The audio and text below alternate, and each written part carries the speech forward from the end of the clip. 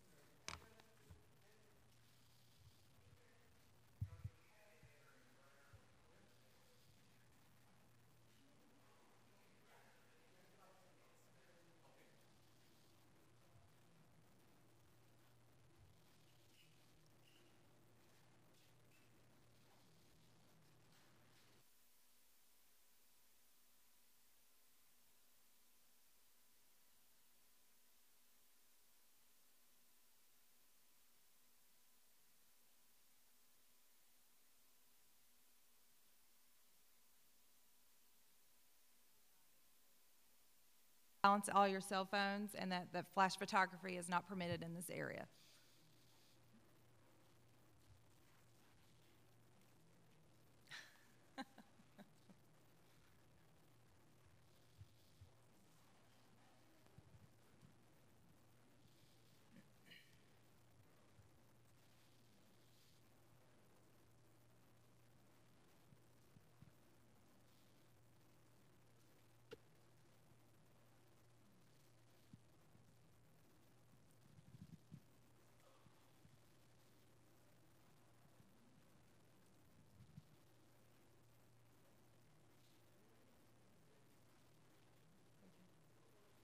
Okay.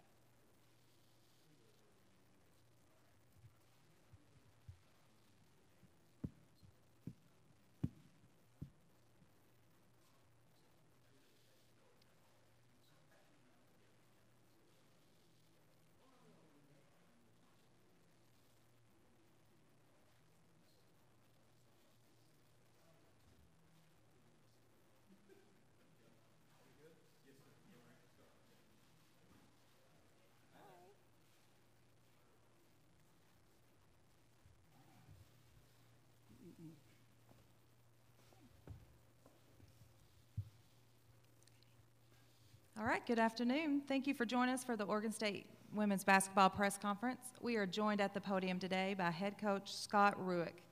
And just a reminder to please raise your hand so we can bring you a microphone, and to identify yourself and your media outlet before you ask your question. And we'll begin with an opening statement from Coach Ruick.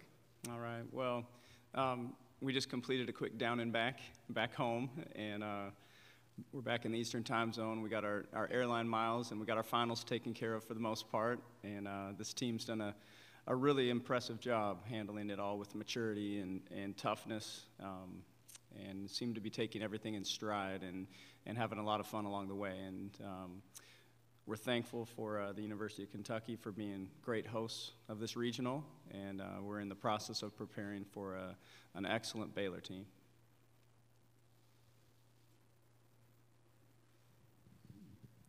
Gary Graves, Associated Press.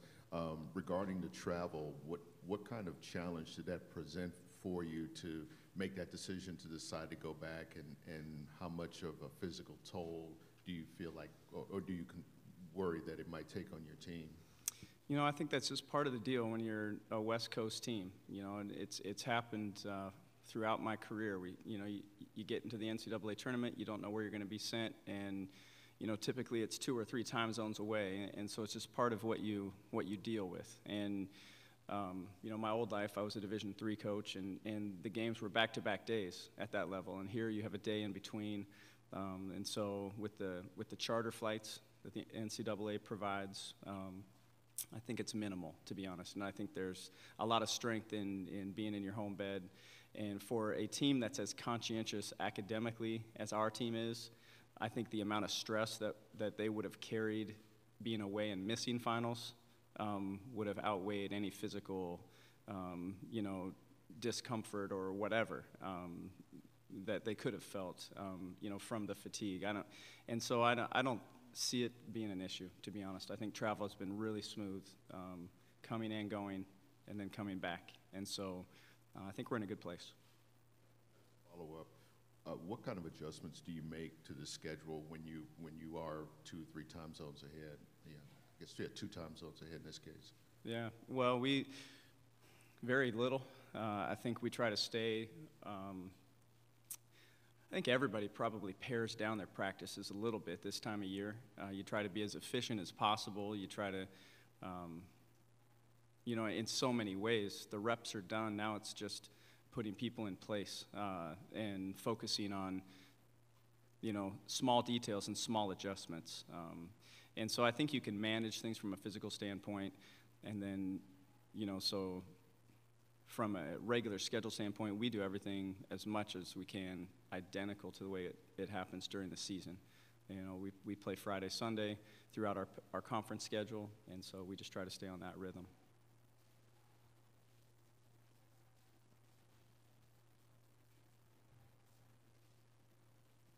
Coach, Ron Callan, 1190 KX in Portland. Can you tell us your thoughts about the bigs in this game, especially Kalani Brown, who you saw as a freshman, your memories of her 2 years ago, and how much better is she now? Yeah, well, I think she's on that natural progression. You know, she's gotten so many reps. She's so talented. I think she looks a step quicker to me. You know, she's so efficient. She's shooting 66%. She rebounds at an amazing rate. Their entire team does, to be honest, but she leads the charge there. You know, she's certainly worked on her perimeter shot. That's something that was not, I don't believe, a consideration before. Everything she did in that first matchup was at the rim, on the block, under the basket, and now, you know, she'll pick and pop and stretch the floor a little bit and looks for those perimeter shots, which, you know, it's impressive because, you know, that was not in her comfort zone a couple years ago, you know, and so you're right, the bigs in this game are intriguing on both sides, and it's going to be a great challenge.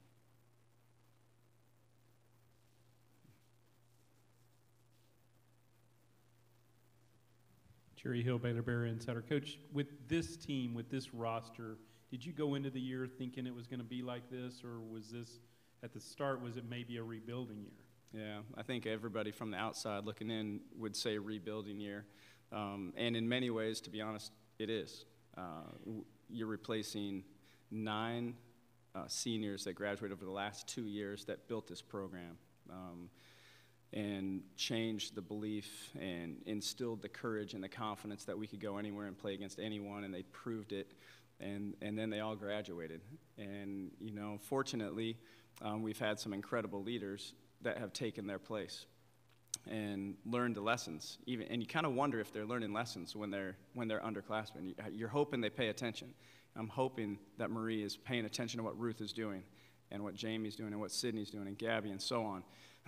Because when it's her turn, I hope that she'll step up. And, I mean, I've got to be honest with you, the leadership on this team has blown my mind. Not only that it's there, but that it's based upon initiative. It's based upon a want to and a courage and a professionalism. I mean, Marie has stepped up, and she did it from day one on our team retreat this year when she offered to the team, I can't wait to lead you this year, and I'm going to make sure you have a great year. And she looked him in the eye. I mean, and, you know, you hope that you have somebody say that. And maybe they'll say that because it's inspired from a coach. I didn't say it at all. I mean, we provided the opportunity for them to share. What do you want from this season? And she stepped right up to it, and she's owned it. And you look at the confidence that Marie's played with. And, you know, for someone who was a bit off the radar going into the year, I think if people were paying attention or really looking at her, you're not surprised by her skill set and what she can do. She is definitely playing at a different level, though.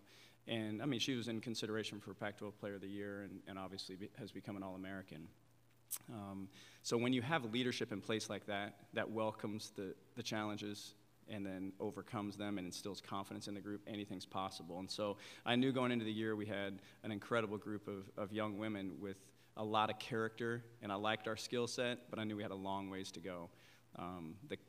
The level of competition in the Pac-12 and the way it's coached, the different types of systems and styles that teams play, they prepare you. And so it's not surprising to me that we have 4 teams in the Sweet 16. I'll be honest. I wouldn't be surprised if we would have had 5, to be honest. And so, yeah, so I'm very pleased, you know, but there is no way to predict, you know, that this team would be back to this point, you know, which is the same place that last year's team made it to, you know, and so very pleased and happy for them because they chose to believe.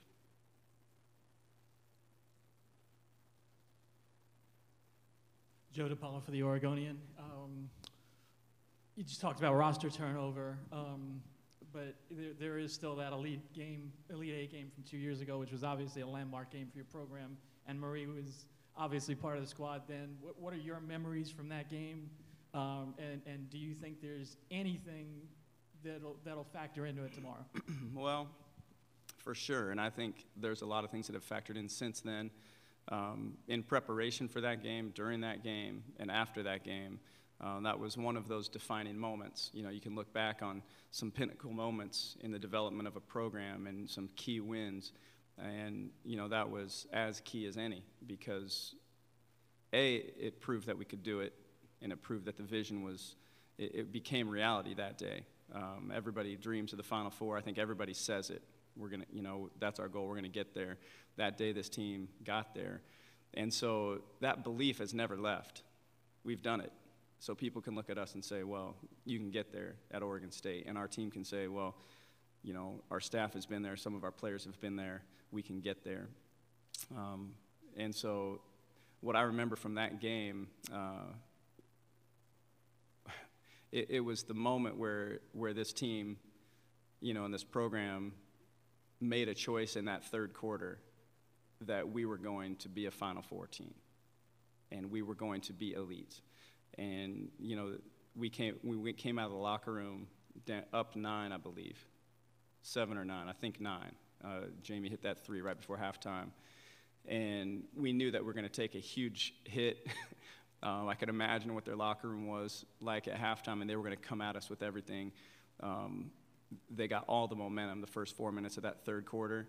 There was a timeout where we were starting to panic. You could just see it, and it was one of those moments. It's like, okay, this is either going to get away from us or we're going to fight. And we got here by fighting. So let's remember what we're about. And it was just one of those beautiful moments in sport where the team just chose to be tough and courageous and say, nah, this is our day today. We're going to find a way to win this game. And you're doing it against, one of the elite programs in the country. And so that was a pivotal moment for us and a day we'll never forget. And we all draw strength from that. I don't know if Tennessee happens Sunday if that didn't happen 2 years ago. I don't know, because why do we get the belief that we can go into Tennessee and beat them on their home floor when nobody had done it in the tournament? Well, we beat Baylor in Dallas 2 years ago. Well, the Baylor win in Dallas also gave us the confidence that we could go into Stanford and win last year where we'd never won. So it's just all these firsts add up. And so that day was a day that none of us will ever forget, of course. And you're right, it was a pinnacle moment. Glad you're here.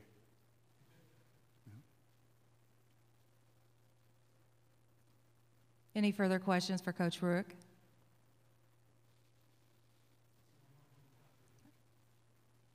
Be greedy, man. It's good. You gotta want. I made the choice to be a winner, to be elite. Right on. Given what you've accomplished these last 3 years now, I mean, there's got to be a little lingering resentment about the draw you got and having to go to Tennessee, and now you're up against a powerhouse in Baylor, potentially Louisville, if it goes well tomorrow night for you. Is that a motivating factor for the team? Is that something that you're kind of carrying with you through this? Don't forget Stanford, first off.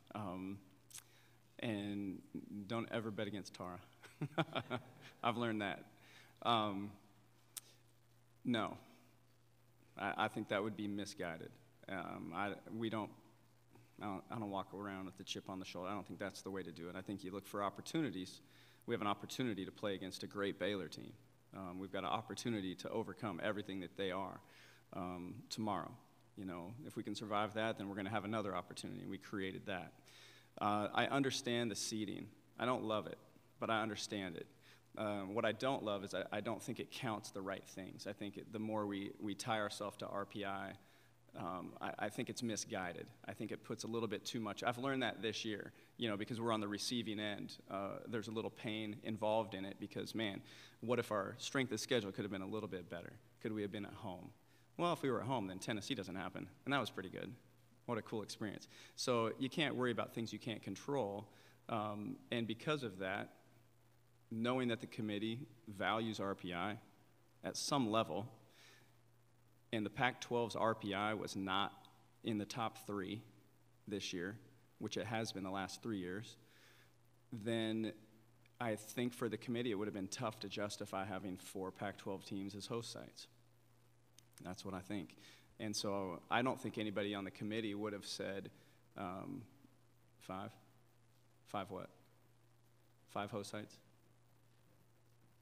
Well, no matter, I don't think anybody on the committee is looking at us and saying, well, Oregon State's clearly a 6 seed because they're not any good. They're just looking at the way everything falls, and we're a 5 or a 6. That's just the way the numbers worked out. And so every other poll had us 13 or higher. Everything, every statistical thing you could find had us a top 13 or 14 team in the country. And so I think people at Tennessee, they knew that going into that game. It was a stunner because nobody had done it before. I don't think it was anybody that knows the game was stunned that Oregon State played Tennessee tough, And so with all those things, then I understand it, So if you understand it, you can't be mad. It's just the way it works. And so I wish our strength of schedule could have been a little stronger. Some of the teams that we certainly scheduled for momentum this year. We knew we were going to be young at the beginning, but that's why I disagree with RPI. And we did what we were supposed to do. We played our best basketball in March. And for this team, we needed momentum at the beginning. We beat 2 top 10 teams as we went on. We finished 9-1. Didn't do great at the Pac-12 tournament, of course, which hurt us. However, we played pretty well last weekend. And that's the design, and that's what coaches have to try to manage, through the year and through the schedule. And so, no, I'm not upset about it. Worked out.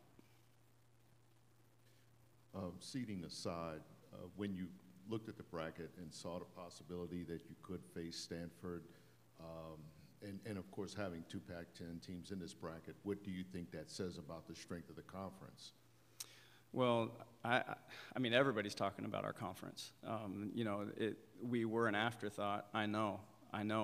This is my 8th year at Oregon State, and when we came in, there were 1 or 2, and everybody talked about Tara and the 11 Dwarfs or whatever.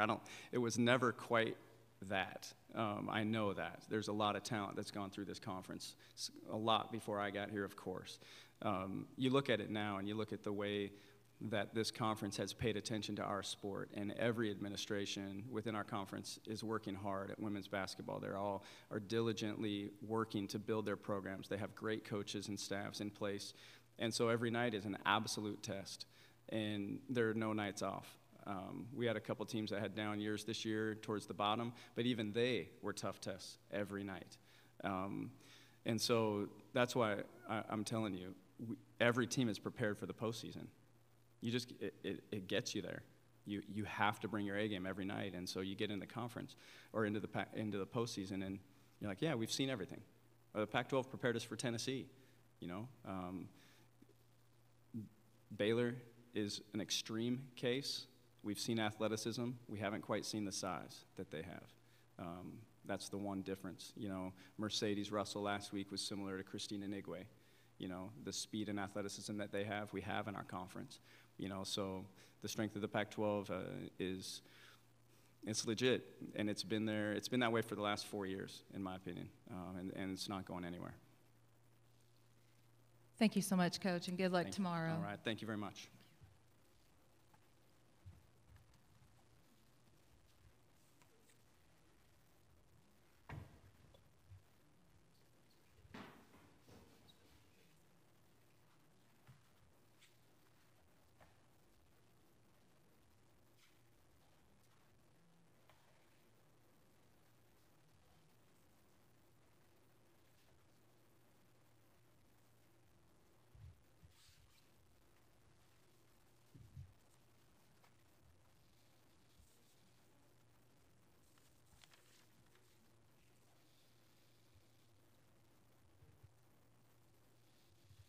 As a reminder, the Oregon State locker room will be open until 1 o'clock.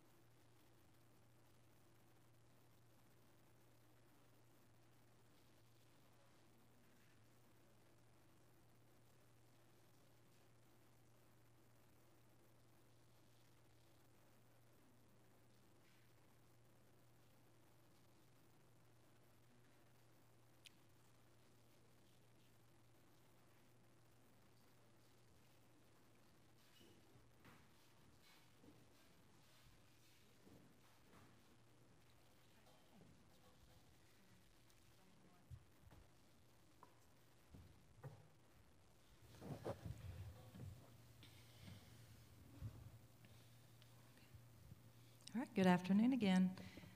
Thank you for joining us for the Oregon State Women's Basketball Press Conference. And we are joined today by student athletes Katie McWilliams, Marie Gulich, and Michaela Pivick. And just a reminder again to raise your hand, and we'll make sure we get a microphone to you and state your name and your media outlet. So we will open it up for questions.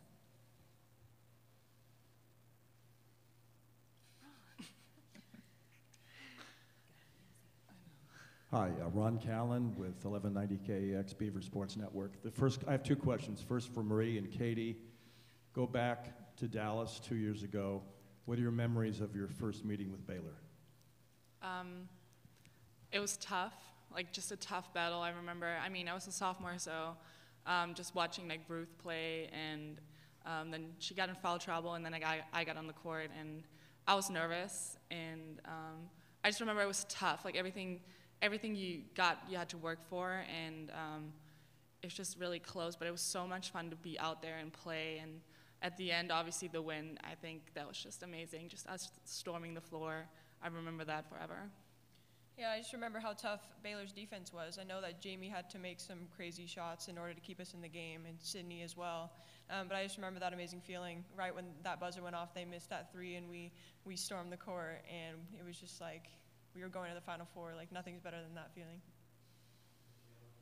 Michaela, you, of course, began last year, and you played with a senior-laden team with Sydney Weiss and Gabby Hansen and others, and you played with Marie. Talk about what you've learned from those upperclassmen to make you a better player and to learn about the culture of what Oregon State-based basketball has become. Yeah, the seniors last year were great examples as to what's important to this program. How close the relationships are with other people and other teammates contributes a lot to our success, and how much emphasis they put on each possession to make it as good a possession as you can each time you're given that opportunity. So they were great examples, and I was glad I had the opportunity to play with them.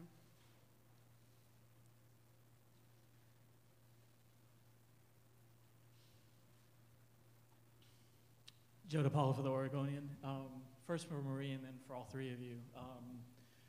You get in a pretty big hole early on Sunday against Tennessee, and I'm curious if there was any panic at that point. I mean, you guys, you obviously have, I mean, Marie particularly in your career have some games that you can draw off of, some similar tough environments where the team overcame. But was there any panic in the huddles? What was when you're down 9 early and you've got the hostile crowd up against you? What are you guys thinking at this point? I think it was funny because we were all not freaking out. Obviously, we said some things to each other. We were like, okay, we can't take those early shots anymore. We have to execute now. But it was all very productive, and it was not that we got super nervous. Everyone was just calm, and everyone was just like, okay, let's get back into the game. Let's do this. And I think just that confidence in those huddles got us back into the game. I think if we would have freaked out, then we would have made mistakes. And I mean, we did overall made a few mistakes, but the calmness and the poise got us back. I feel like there's been a couple of situations this year where we've been down, like either before the second quarter or at halftime. And so, not to say we're used to it, but we've been in that situation before, so we know how to handle it. And we just took it possession by possession, and we were able to execute and get stops. And so, obviously, that's not what you want to do, but we handled it the right way, and we were able to gain that lead. Yeah, we were down 10, and that's not how we wanted to start. But once that happens, you have to have a positive attitude towards what's going to happen next. And I remember a couple days before that game, they showed us film versus Notre Dame, and Notre Dame was down 15-20 to Tennessee and ended up working their way back. So we had confidence that we'd be able to make a run too.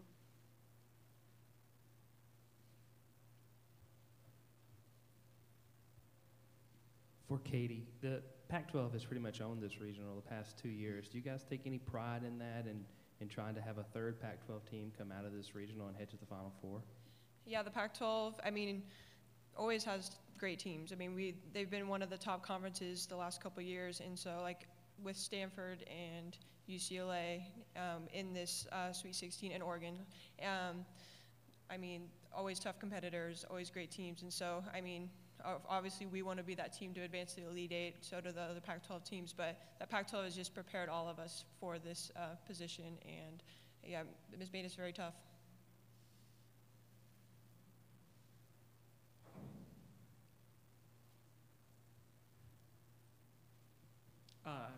Coach kind of downplayed it, but I'm curious to get the take from the three of you, whether you feel you were disrespected with your seed. And you know, obviously, you know, you had you were knocking on the door of the top 10, and you know, and you get a 6 seed, have to go play Tennessee on the road, have to play Baylor, a powerhouse, have to, you know, potentially either Stanford or Louisville on Sunday. Is that something that motivates you?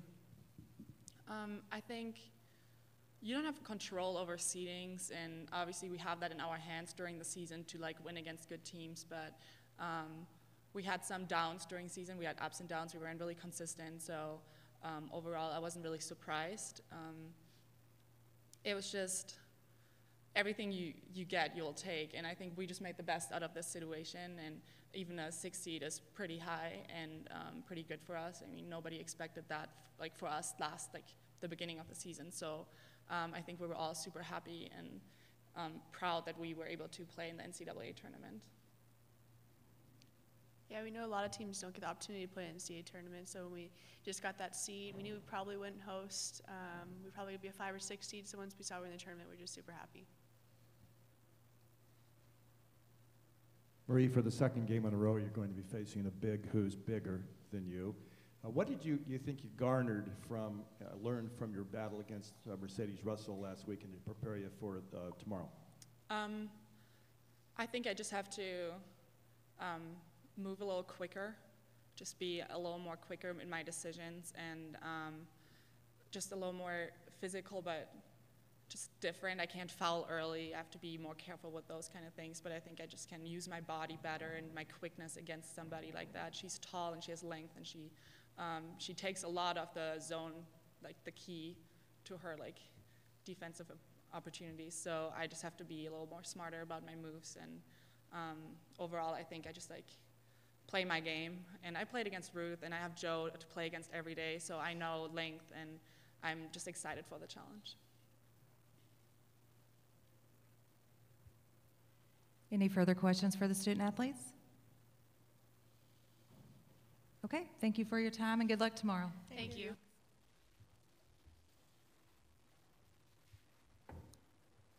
And there's 5 more minutes left in the Oregon State locker room.